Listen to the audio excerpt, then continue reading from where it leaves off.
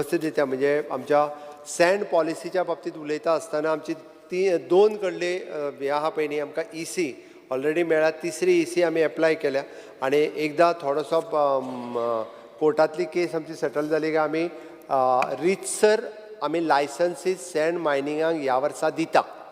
100% sand मायनिंगा खातीर रितसर लायसनां दिवपाक जाय पळय न्ही, ती लायसनां दिता. रितसर रेव तेंच्यांनी रॉयल्टी भरून काडची.